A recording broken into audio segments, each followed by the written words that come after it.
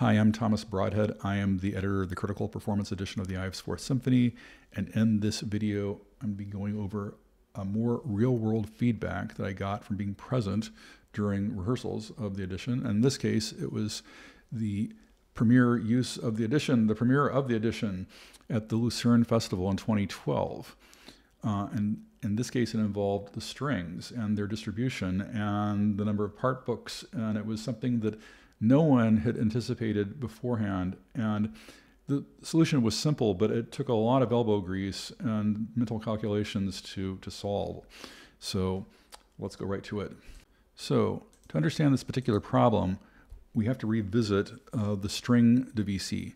Now, remember, there are individual desk parts for all the strings because of the complex divisi with, five-way divisions that would be impossible to, parse out if everything was presented just as a, all-in-one part for each string group. So everything is divided by desk. And in determining how many desks to specify, we considered that there were likely about 30 violins in a standard orchestra, with about 8 desks for the first violin and 7 desks for the second violin. So 8 plus 7 is 15 times 2 is 30, right? Well, why do you see 6 desks here for violins 1 and 2? It's because we have this distant choir of 5 violins and harp, and you're going to have to assign 5 of the violins to that group, since that group is spatially separated from the main orchestra. So that reduces your number of violins down to 25. Well, 1 less than 25 is 24. Half of 24 is 12. So 6 desks for violin 1 and for violin 2, right?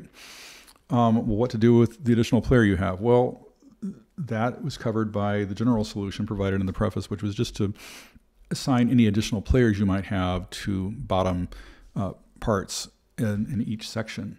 And so that seemed like a reasonable way of approaching this problem, right? So we're stating that you have to have a minimum of 6 desks each for the violins, right?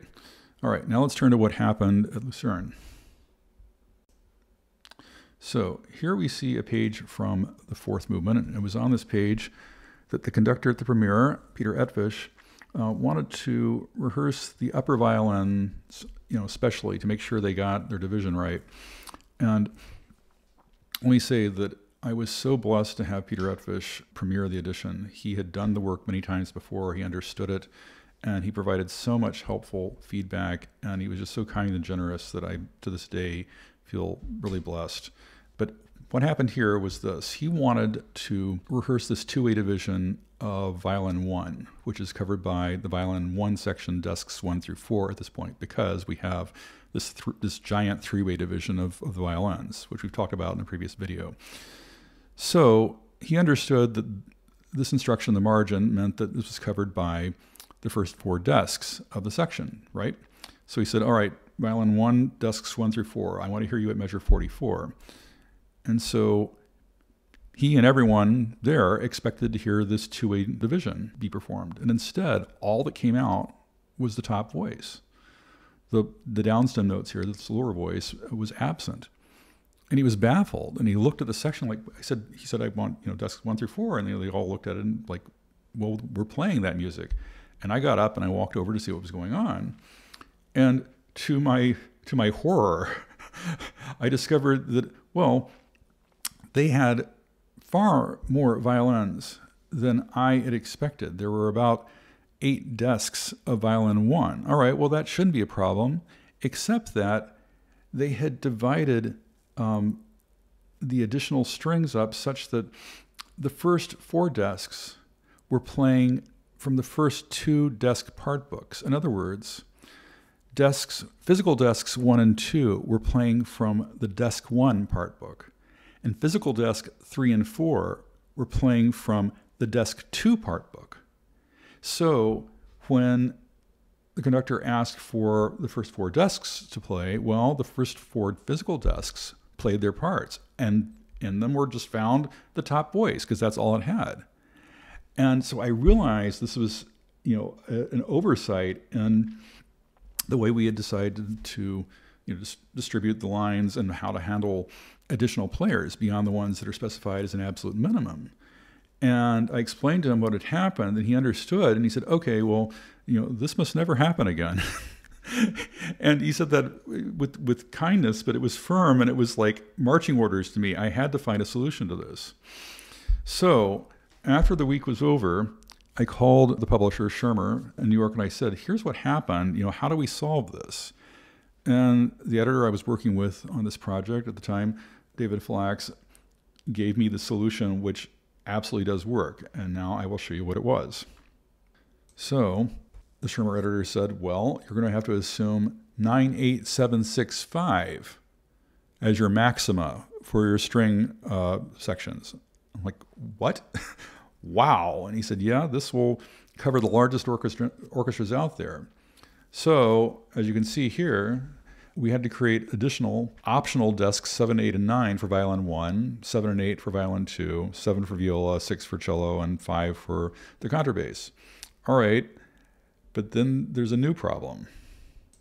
So the next problem becomes, well, what is the probability that there will be a desk 7 that will be present with 2 players sitting at it? What's the probability that it will be not just a desk 7, but a desk 7 and a desk 8, or a desk 7, 8, and 9? Because this impacts how the divisi should be assigned to those desks. If everyone is playing in unison, well, then there's no issue. You just give that material to all the desks, right? But say you have a 2-way division, and the first 3 desks of the section are playing the upper voice of the divisi, and desks 4 through 6 are playing the lower voice. Well, there's a very simple solution there. You just provide both voices to the 2 players at each of the optional desks and have them divide between the 2 of them.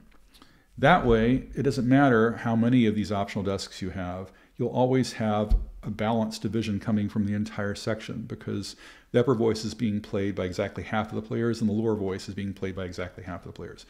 All right, well, what if you have a 3-way division and you have 7 desks? Well, what notes do they play? Should they play the upper voice? Should they play the upper and the middle voice divided? Should they play the upper and the lowest voice? What should be played? And this all depends upon the material itself and what's going on in it and what's likely to be needed to be emphasized when there's not going to be an even division.